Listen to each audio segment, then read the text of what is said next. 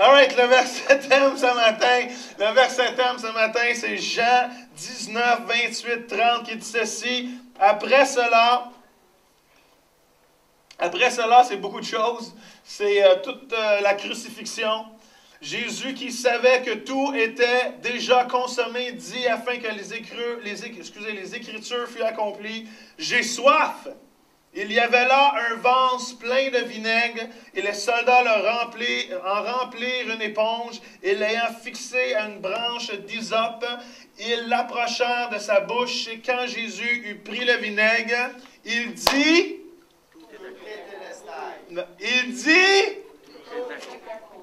tout est accompli, all right? Et baissant la tête, il rendit l'esprit. Seigneur, on veut juste te remercier.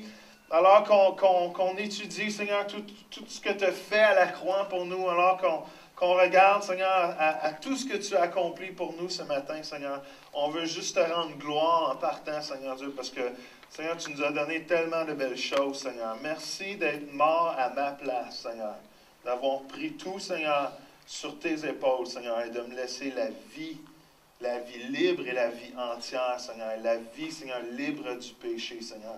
Et Seigneur, ce matin, c'est ça qu'on veut apprendre, Seigneur.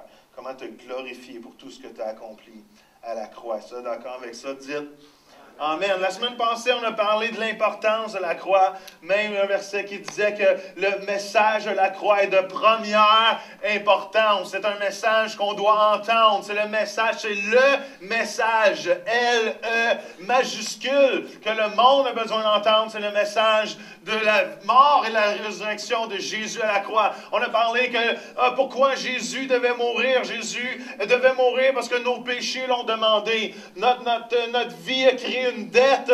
Nos péchés, ont créé une dette envers Dieu.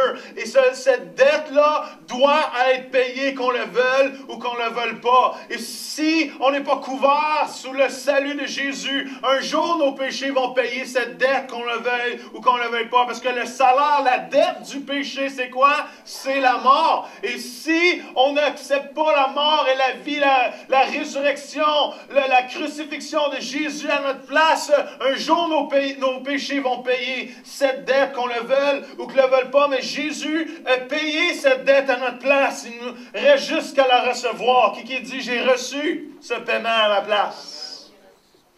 Sinon, je l'encourage à le recevoir ce matin.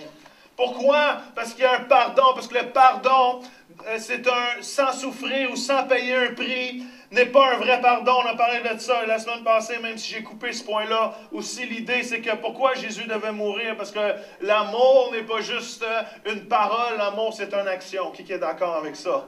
Il n'y a pas plus grand amour que quoi? Que de donner sa vie pour ses amis, all right? L'amour de Jésus n'est pas juste un concept, n'est pas juste une philosophie, c'est un geste. Et Dieu a porté ce geste en envoyant son Fils unique mourir à la croix. Et ce matin, je veux vous parler du fait des accomplissements de la croix. Et on reprend l'histoire Jésus. La semaine passée, j'essaie de vous imaginer un peu ce que Jésus a pu vivre, la souffrance qu'il a pu vivre pour nous, pour chacun de nous à la croix. Et on arrive à ce moment fatidique où Jésus est épuisé, Jésus n'a plus de force, Jésus sait que maintenant, la fin est vraiment proche. Et demande à boire, il a soif, et va dire cette phrase incroyable, les dernières paroles de Jésus sur terre, les dernières choses que Jésus a déclarées ici-bas avant que son esprit rejoigne son Père. A dit ceci, il a dit, tout est accompli.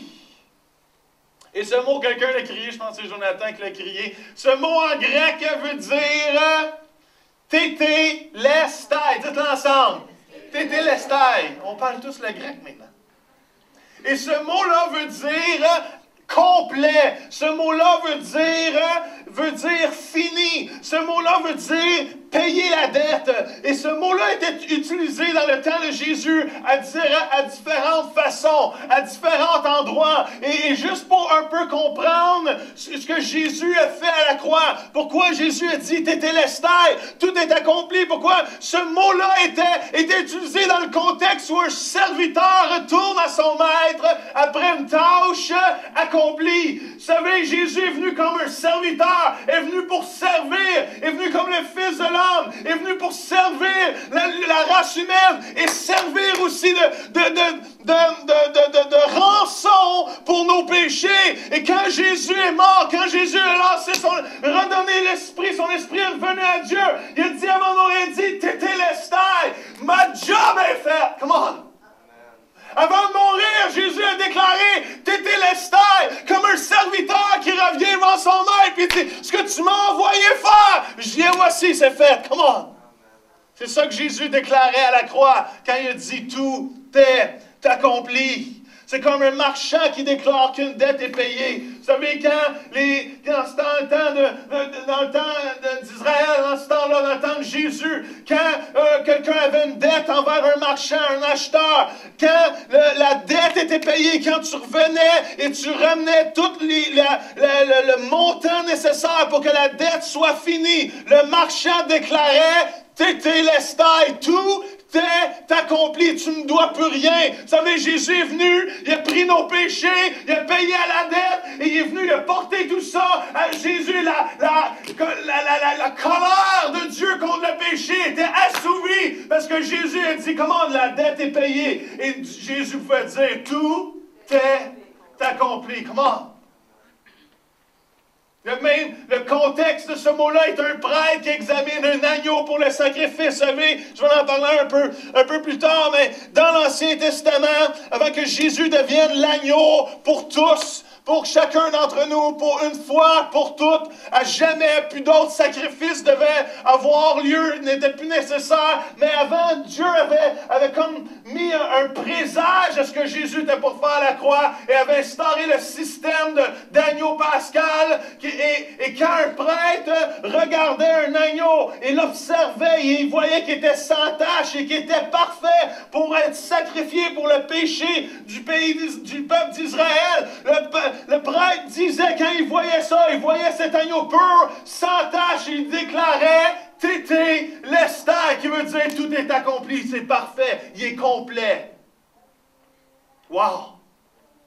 Qui sait que Jésus est l'agneau de Dieu? Comment? Qui est mort à la croix, même s'il a vécu sur terre, 100% humain, 100% Dieu. Il a vécu les mêmes tentations que vous et moi. Il a vécu les mêmes défis que vous et moi. Mais il s'est gardé pur par la force du Saint-Esprit en dedans de lui. Et quand il est venu à la croix, il était sans tache, pur. Il pouvait déclarer, tout est accompli. Comment? Et ça, c'est la plus belle, je crois que c'est la plus belle image. C'est que lorsqu'un peintre finit son œuvre d'art et qu'il signe à la fin en bas, et Chantal elle commence à refaire de la peinture, et on voit des fois, on voit JP, on voit Cynthia, il y en a plein qui veulent faire de la peinture, tout le monde est excité de faire de la peinture prophétique, même les enfants font des dessins prophétiques présentement dans l'autre classe, et tout le monde est excité. Mais quand tu finis ton œuvre d'art et tu signes, et les peintres ils déclaraient quoi? Tétélestai, tout est accompli. It's done. C'est fait. L'œuvre est finie. Comment? Et qui sait que quand...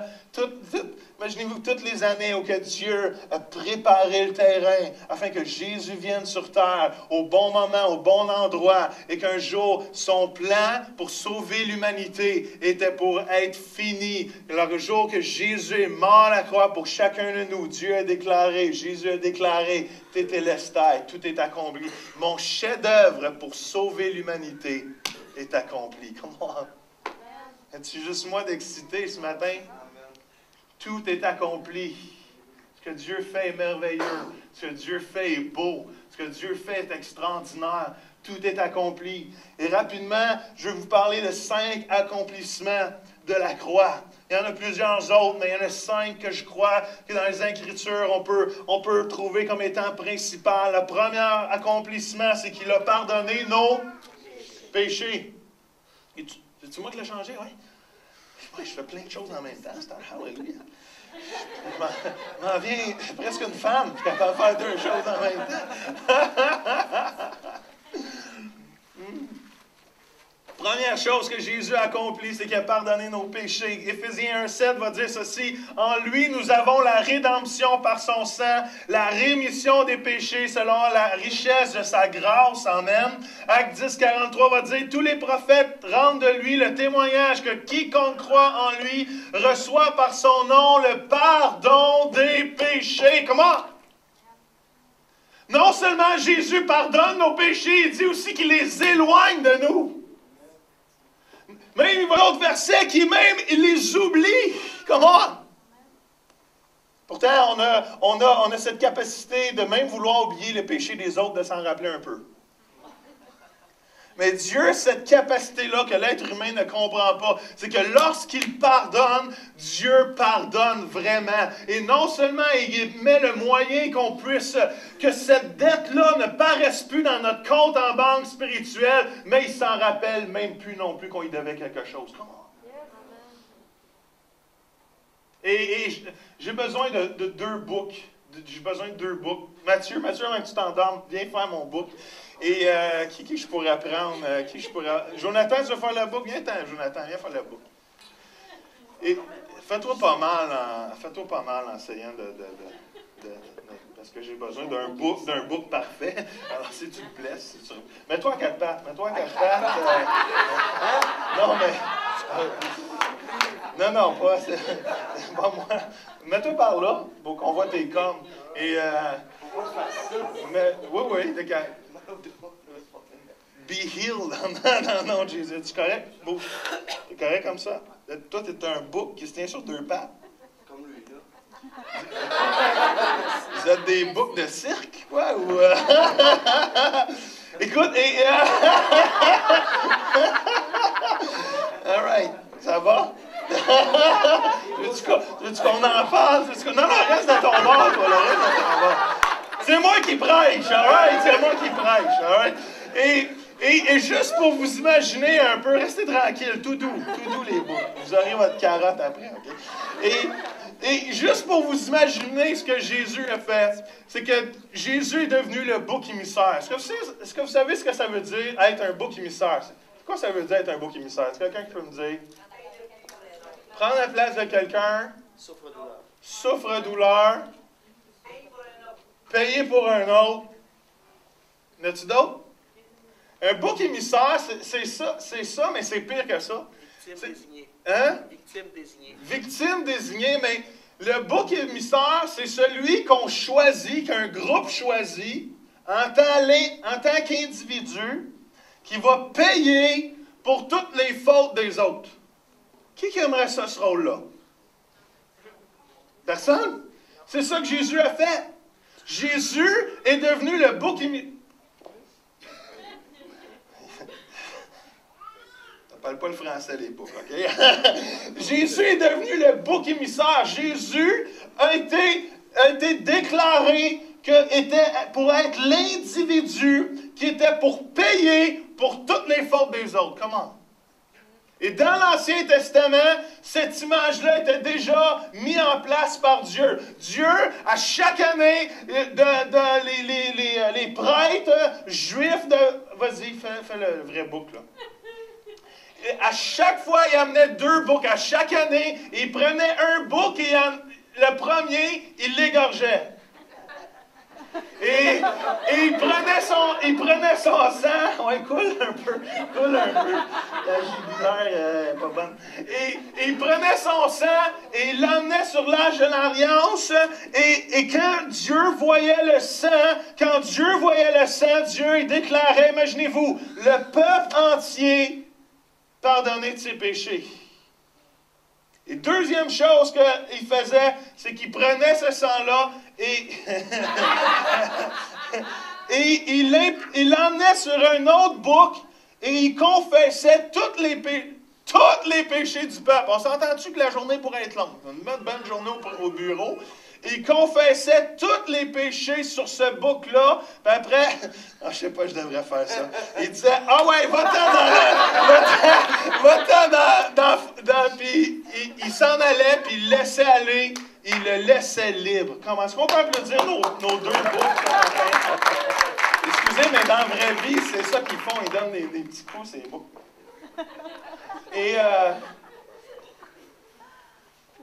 Et cette image-là de l'Ancien Testament est totalement l'image que Jésus a accomplie à la croix à notre place.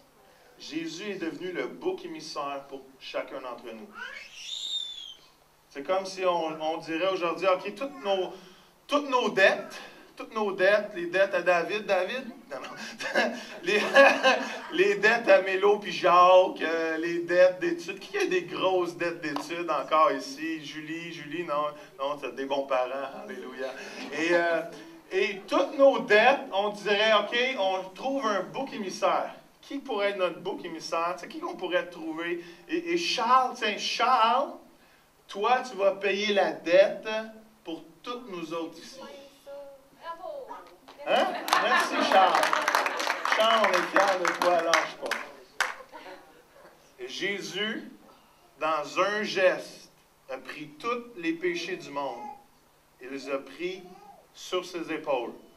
Il a dit, maintenant, moi, je vais porter vos péchés, puis la dette que ça a créée envers Dieu, et l'offense que ça a créée envers Dieu.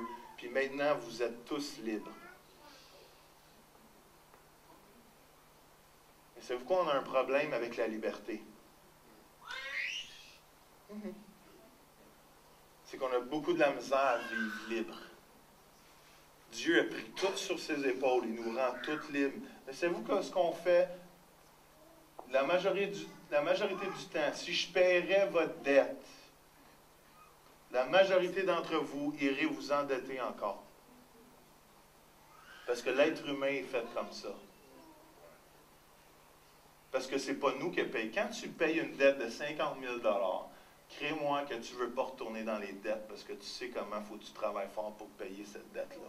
Mais quand quelqu'un paye la dette à ta place, on a malheureusement le manque d'amour et de reconnaissance pour qu'au lieu de prendre cette liberté et de la tourner à un amour inconditionnel et incroyable envers Dieu et vouloir le servir, qu'est-ce qui arrive? C'est qu'on retourne dans nos choses.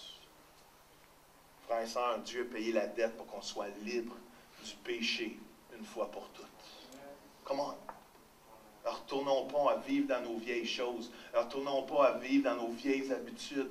Dieu a tellement payé un prix extraordinaire qu'on devrait être en amour avec lui à tous les jours.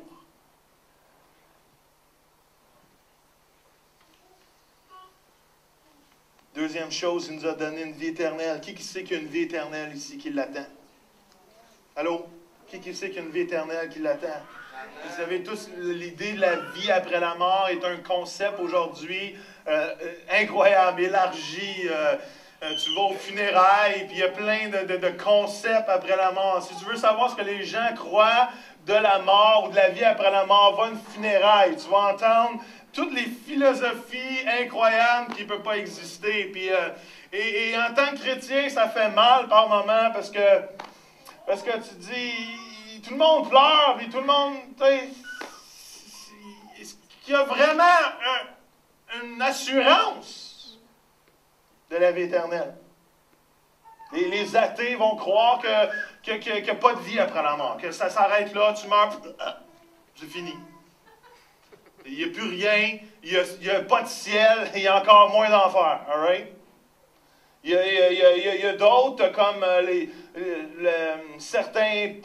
certaines religions asiatiques, ou même le renouveau, pas le renouveau, mais le nouvel âge, excusez, va croire dans des choses comme la réincarnation, ou que tout dépendant de ton statut de vie, tout dépendant de comment tu as bien vécu, mais tu vas revenir en quelqu'un d'autre. En boucle. Tu peux revenir en boucle, c'est ça le pire. Et tu vas revenir peut-être dans un état plus bas ou un état plus haut, tout dépendant si tu as bien vécu ou mal vécu. Tu as été gentil ou pas. D'autres croyances, l'islam va croire que Allah est le juge et il va calculer la différence, ton taux de bonne action comparé au taux de mauvaise action. Et si ton taux de bonne action est au-dessus des mauvaises actions, tu es correct, tu passes. d'autres vont croire, les témoins de Jéhovah, entre autres, vont croire à quelque, je ne sais pas si je vais être capable de dire le mot, là, mais c'est annihilation, en tout cas. Ça veut dire qu'il y en a une couple qui vont être sauvés, puis tout le reste, bye bye! Vous allez être détruits. Vous n'existerez plus. Mais il va y en avoir une couple de milliers qui vont passer. Ou il y en a, et ça c'est surtout la philosophie très humaniste, vont lancer cette idée-là que maintenant, là, c'est le grand sommeil. Maintenant, quand tu meurs, tu t'en vas dans le grand dodo éternel. Et ton âme dort éternellement. Vous savez, ce que vous croyez de la mort va déterminer comment vous allez vivre après la mort. Même s'il y en a qui croient au grand dodo, laissez-moi vous dire que votre âme est éternelle à jamais. Et vous pouvez décider aujourd'hui où vous allez passer l'éternité. J'ai une statistique incroyable pour vous, selon Statistique Canada, qu'une personne sur un meurt un jour dans sa vie. Et au moment que ce moment-là arrive, l'éternel est déjà décidé. Je dis, donne, c'est fait. Par la grâce de Dieu, semble-t-il, il y en a qui sont revenus, ils ont eu du temps emprunté. Je vais toujours me rappeler l'histoire de Smith Wigglesworth. Je ne sais pas si vous connaissez Smith Wigglesworth, un évangéliste incroyable des années 1900 qui a ressuscité son épouse 4 fois, 3 ou 4 fois. Et la dernière fois, il a dit, peux-tu me laisser tranquille? J'aimerais ça rester l'autre bord. C'est sérieux, je vous dis. Ce n'est pas inventé, là. La 3e ou 4e fois, elle dit, là, je suis prêt à être avec mon Seigneur. Peux-tu me laisser y aller? Et je pense qu'elle est morte quelques jours après. Un jour que la fin arrive, la fin est arrivée, tu ne peux pas revenir en arrière. Tu ne peux pas dire, excuse. Même les catholiques vont croire qu'il y a un purgatoire. Puis que tu peux aller dans la salle d'attente des cieux. Et que si tu n'as pas été assez gentil, si tu as fait des péchés qui n'ont pas été réglés avant, ben, tu vas aller dans le purgatoire. Non, tu vas attendre. Et là, il y en a un qui a vraiment été intelligent maintenant, qui a pensé, c'est-tu aux aumônes, c'est quoi le concept? Les indulgences, merci Charles. C'est pour ça que j'ai choisi pour faire les sacs à dos. Et lui, je ne sais pas qui était avec c'était là, mais lui, il avait la bosse des affaires. Parce que si tu regardes ma parole de Dieu, il n'y a aucun concept, zéro niet de concept de purgatoire, d'attente. Quand c'est fini, c'est fini. Mais lui, il a dit, écoutez, il y a du monde qui meurt, mais ils sont dans le purgatoire. Mais si vous donnez des sous, par exemple, et en priant pour eux aussi, vous les aidez à passer dans le paradis. Et c'est comme ça qu'ils ont construit le Vatican. Lui avait une onction qu'il n'a peut-être pas tout compris pour comment l'utiliser, mais lui, il avait la bosse des affaires, ça c'est sûr. C'est moi vous dire qu'au moment que c'est décidé, c'est décidé. Ta vie éternelle est décidée. Et je crois que ceux qui ont compris ce que Jésus a accompli à la croix vont j'ai besoin de quelqu'un d'autre. Charles, viens Charles. Charles, tu feras un beau sauvé. Viens Charles, tu feras un beau sauvé. Je vais faire Jésus. J'ai une barbe. Une petite barbe, mais... Moi, je fais pas le bout. Hein? Moi, je fais pas le bout. Non. C'est pire que ça. Non, t'es un sauvé. Ah, ok. Fais un sauvé. Ok. Qu'est-ce que ça aura de l'air, sauvé, tu penses? Tu sais, t'arrives au ciel, juste... Ben, check autour, ça va t'es où, là? Tu penses? Ouais, t'es dans une nouvelle place, check autour. Ok, puis là, Jésus arrive. Là, t'es content. T'es content? Montre-moi donc comment tu serais content. Je vois des émotions, ça. Ah, mais écoute, on veut Ben, voir. moi, je pense que je serais content. Ouais. Je serais... Comme ça? Ouais? Hein? Pensez-vous que Charles sauterait puis danserait? Charles, on veut voir Charles. Charles qui tu sais, c'est une joie céleste, là. Il n'y a personne qui te regarde. Il y a juste des millions d'anges et tous ceux qui ont été sauvés avant. Et juste eux autres qui te regardent. Puis tu rentres au ciel, tu vois Jésus, qu'est-ce qui arrive? Savez-vous que ce que je crois qui va arriver au ciel, c'est que le jour qu'on va rentrer et on va voir Jésus, il va y avoir 2 collades qui vont se passer. Come on. La première collade, ça va être « Hey, Charles, je suis tellement béni que tu as accepté que je suis mort à la place pour toi. » Puis là, c'est moi.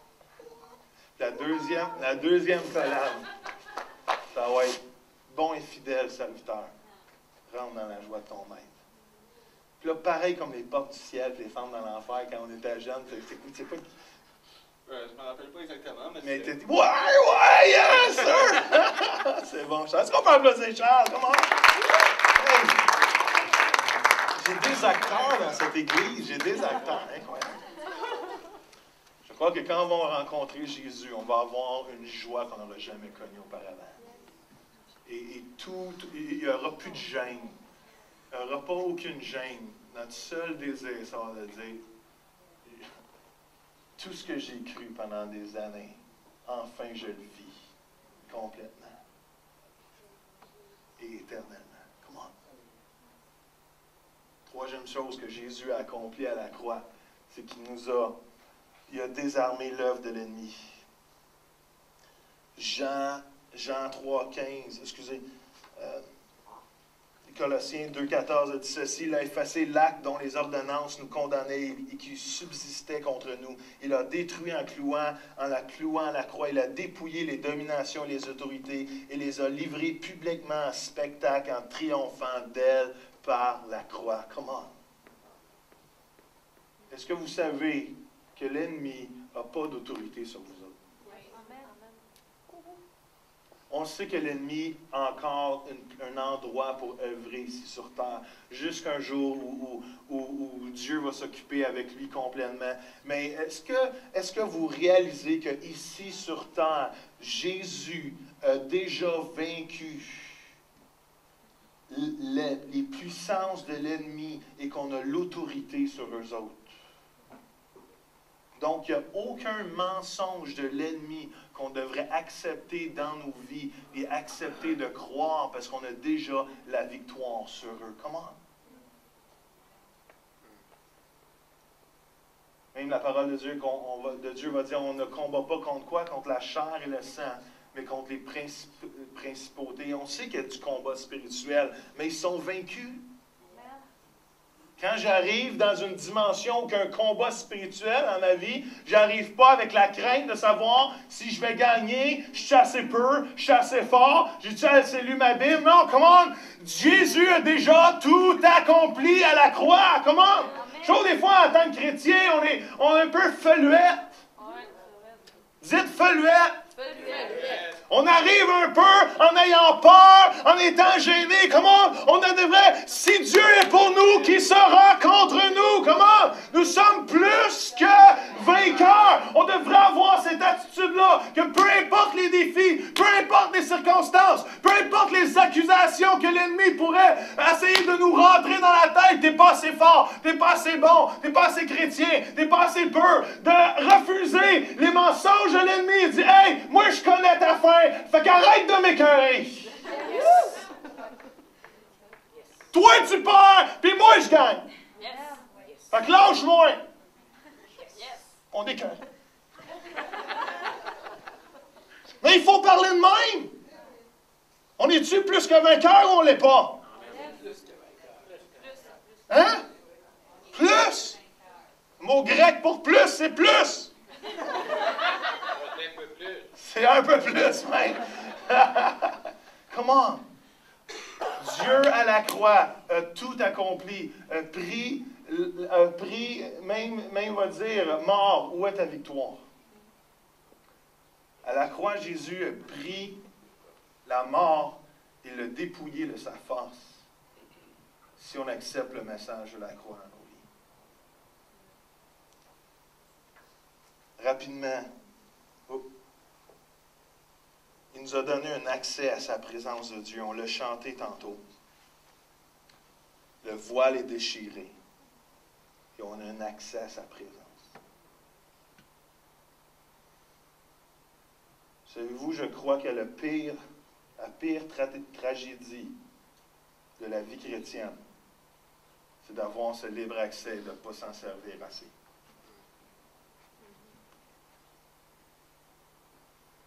Moi, si j'aurais libre accès à quelque chose,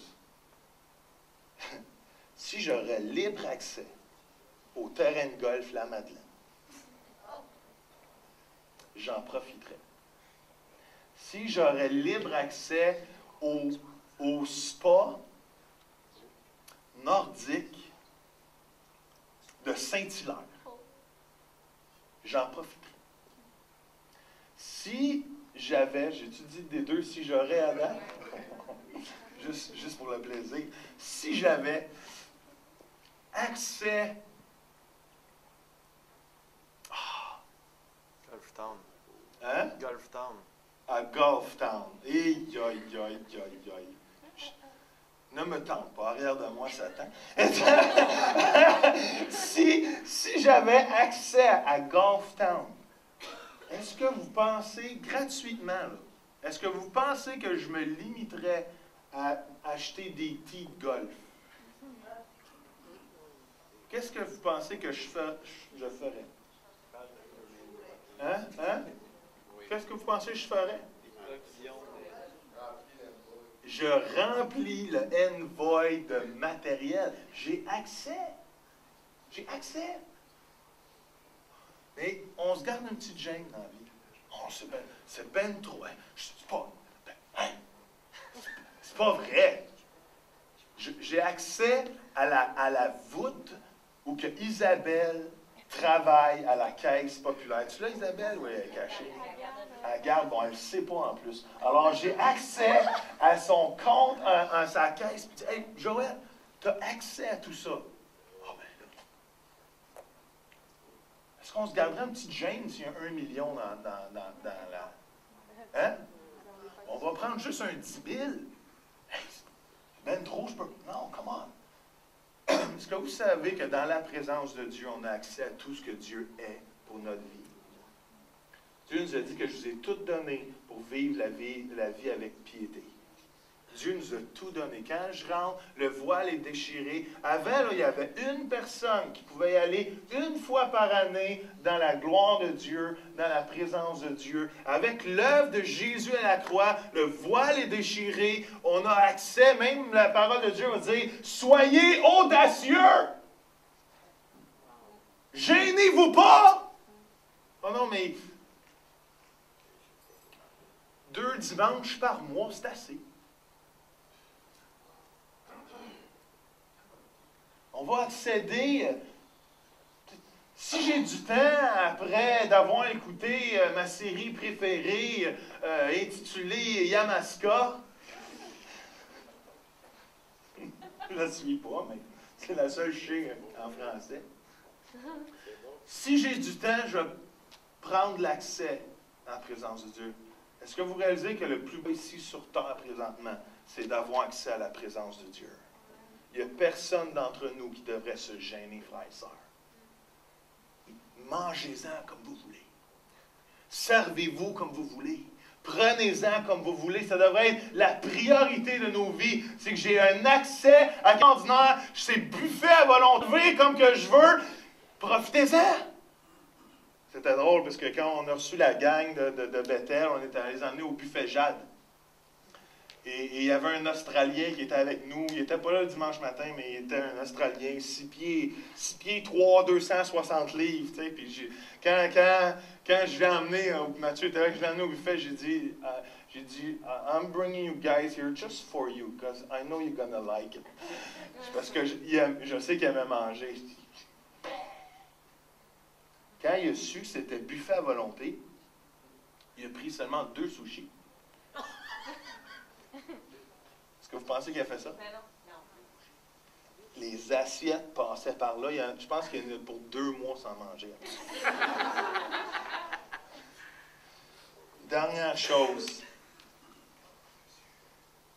c'est qui nous a rendus capables de vivre avec zèle et avec foi pour lui. Tite 2,14 va dire ceci, et c'est tellement un verset extraordinaire, qui dit ceci, je l'ai dû changer, oui. Il s'est livré lui-même Il s'est livré lui-même pour nous afin que de nous délivrer de l'injustice sous toutes ses formes et de faire de nous, en nous purifiant ici, un peuple qui lui appartienne et qui mette toute son ardeur à accomplir des œuvres bonnes. Wow!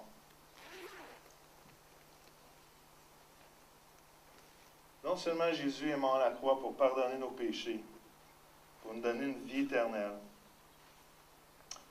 pour battre l'ennemi, nous donner la victoire, pour nous donner un libre accès.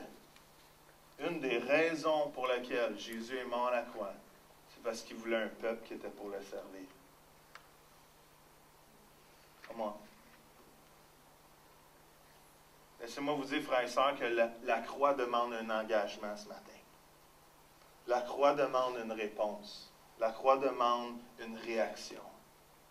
On ne peut pas accepter le message de la croix juste comme étant un cadeau qui vient envers nous, même si c'est par grâce. Il n'y a rien qu'on puisse faire. Il n'y a rien qu'on puisse être assez bon pour mériter le salut. Il n'y a rien qu'on puisse assez être extraordinaire pour recevoir le don de Jésus. C'est totalement gratuit. On n'a rien à se glorifier de ce que nous, même Paul va dire, je ne sais pas si je l'ai écrit, non, mais même Paul va dire, il n'y a rien, la seule chose que je peux me glorifier, c'est la mort de Jésus pour moi. C'est la seule chose que je peux me glorifier. Je ne peux même pas me glorifier d'avoir assez fait. Je ne peux même pas me glorifier d'être le meilleur chrétien, whatever. Il n'y en a même pas de meilleur chrétien de toute façon. On est tous sauvés par grâce. On est tous aimés à cause que lui nous a aimés en premier. Mais le message de la croix demande un engagement, par exemple. Que Jésus est mort d'une telle façon qu'on puisse quoi? Qu'on puisse lui répondre. Qu'on puisse dire, hey, tu m'as sauvé pour que je puisse faire de bonnes œuvres. Le dernier verset dit ceci, Acte 20-24. Mais je ne fais pour moi-même aucun cas de ma vie, comme si elle m'était précieuse, pourvu que j'accomplisse ma course avec joie et le ministère que j'ai reçu du Seigneur Jésus, d'annoncer la bonne nouvelle de la grâce de Dieu.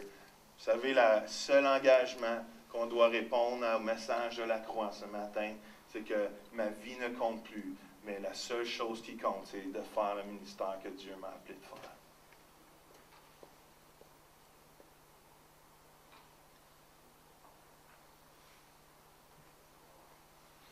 J'ai une question pour vous. Est-ce que vous pensez que votre réponse au message de la croix, est-ce que Dieu accomplit pour chacun de vous? Est-ce qu'on pense ou est-ce que vous pensez que votre engagement est d'une façon telle qu'elle représente bien le prix que Jésus a payé pour vous? Allô?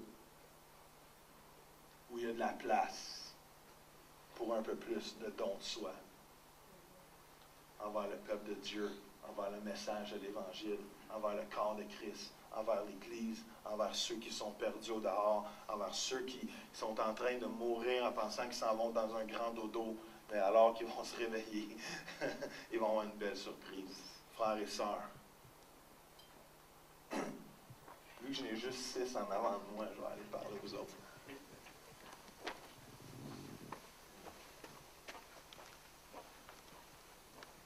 Si on perd l'importance du message de la croix, on perd toute la signification de notre vie chrétienne.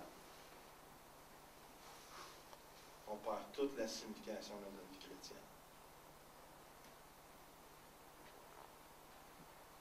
La vie chrétienne devient une religiosité le moment que j'oublie le prix que Jésus a payé pour moi.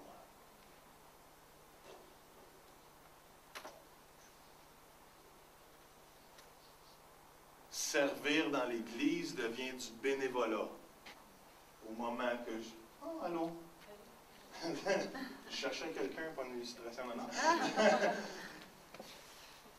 Servir dans l'Église devient du bénévolat le jour que j'oublie que Jésus-Christ est mort à la croix.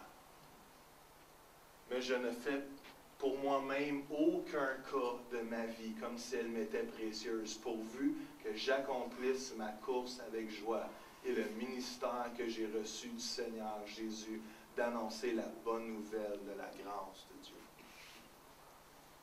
J'ai commencé à courir. Oh, oui, non, c'est plutôt ça. J'ai commencé à courir. Il y en a qui ne me croient pas, là, mais oui, Joël, de quoi, du salon à la cuisine. Et parce que j'ai commencé à courir parce que j'ai jamais couru de ma vie. Ceux qui me connaissent, Didier me connaît. Didier, il se connaît ma réputation quand on était jeune. J'étais toujours le dernier à rentrer dans la classe à l'école, tu t'en rappelles? J'étais toujours le dernier. Et tous mes professeurs pensaient que j'étais lambineux. Puis j'ai jamais couru dans ma vie. J'ai joué au baseball, le sport où qu'on court le plus. Et j'ai choisi la position de lanceur, où on court encore le moins. Donc je pouvais toujours marcher du monticule au. J'ai jamais couru dans ma vie. Pour moi, courir était beaucoup trop d'efforts. C'est pour ça que j'ai choisi le golf aussi, où je peux marcher.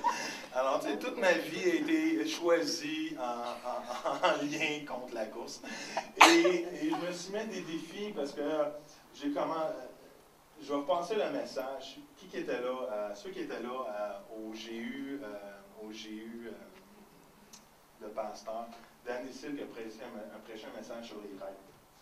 Et je vais vous le penser un dimanche matin, parce que c'est tellement un message que moi, m'a bouleversé personnellement. Et en tant que... Je m'éloigne, là, mais je vais revenir. Okay? Parce que... ouais, je vais courir, je vais revenir, mais... vous savez, en tant que leader, en tant que pasteur, souvent, tu rêves plus pour les autres que tu rêves pour toi-même. On rêve pour l'Église, on rêve qu'on avance, puis on rêve que les gens courent vite, puis on rêve que les gens rentrent dans leurs appels, puis on rêve pour les autres, on rêve pour les autres, on rêve pour les autres. Puis ce message-là me dit, hey, tu peux avoir des... Même si j'en ai des rêves, j'ai beaucoup de rêves, mais ce sont souvent des rêves associés au ministère. Et ce message-là, c'était la première fois de ma vie où que je me donnais la permission à dire, hey, je peux rêver pour moi aussi, puis c'est correct. T'sais. Puis il nous donnait le défi, puis on va le faire nous autres ensemble, il nous donnait le défi de s'écrire 100 rêves physiques et 100 rêves spirituels. Parce que l'idée de rêver avec Dieu, c'est pas juste de rêver d'avoir un nouveau set de golf ou whatever, mais aussi c'est de rêver de voir des paralytiques marcher, puis en mettre, puis voir plein de choses qui sont spirituelles aussi. Mais dans ma liste c'était de devenir le prochain Arnold Schwarzenegger.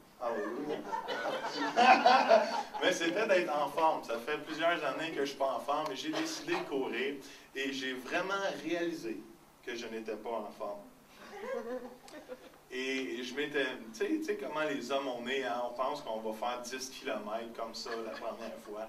Et moi, j'étais parti même peut-être pour revenir juste dans 3 semaines, comme Forrest Gump, là. Cours, Joël! Puis je me suis aperçu qu'après quelques... coin de rue. Même pas. Quelques enjambées que j'étais prête à lâcher et retourner à la maison. Puis peut-être attendre sur le patio 15-20 minutes pour que ma femme pense que vraiment je suis allé courir.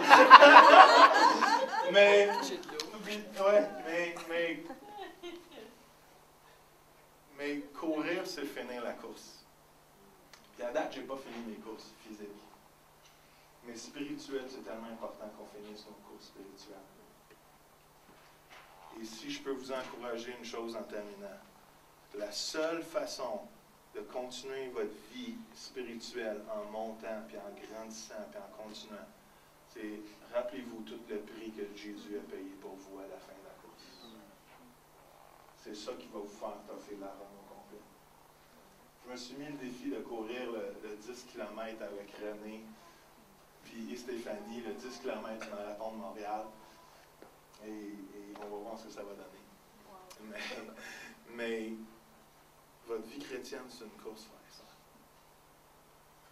Et Jésus a déjà tout payé, tout accompli pour que cette course, on puisse la courir avec victoire et victorieusement.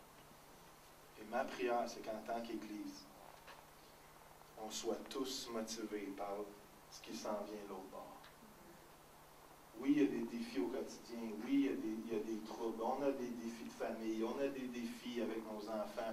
On avait 5 ados à la maison en fin de semaine. Je les ai emmenés au cinéma. C'est la première fois que j'ai laissé mes 2 ados. Hein, c'est quoi, avoir un ado qui vieillit?